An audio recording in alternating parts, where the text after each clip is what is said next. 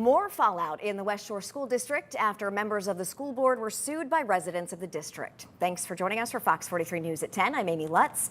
Now, this follows the appointment of a new solicitor without the normal processes. Fox 43's Logan Perrone joins us to break down the lawsuit and what the petitioners want.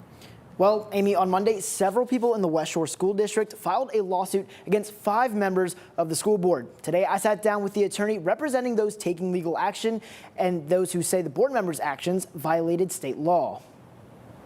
After weeks of back and forth, answer the questions, Kelly. The conservative majority of the West Shore School Board is now facing legal action over allegations they violated Pennsylvania's Sunshine Act. This stems from the controversial appointment of a new solicitor without a request for proposal process or any public input before the vote. We believe all of their deliberations and decision-making took place in private prior to any public meeting where this was discussed or voted on. John Elliott is part of the group that filed the suit and represents several members who live in the district. Based on the comments that board members have made and the email exchange, our understanding is that there were no executive sessions, there were no other public meetings announced where this was discussed. The email exchange he is referencing is from April 5th, before Kevin Hall was appointed. According to the complaint, the plaintiffs allege Hall communicated to former solicitor Brooks Say that a, quote, change to the solicitor had been made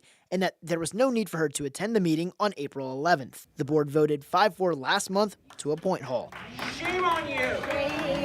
We've asked that the court render the action of the board on April 11th as void. That's one of the remedies that's provided in the Sunshine Act. If the court does void the actions, the board would have to meet the requirements of the Sunshine Act to formally make an appointment or change what they've done. Elliott says the suit is meant to ensure the board's future actions stay in line with state law. Our fear is that this is going to continue to be the regular MO of the board, which is to conduct business in private.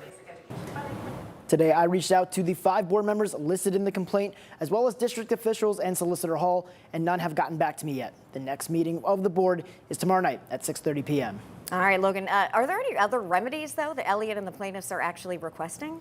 Yes, and one of them is actually being court-ordered training on the Sunshine Act from the Office of Open Records or equivalent training for the 5 board members who are listed as defendants. All right, Logan, thanks so much.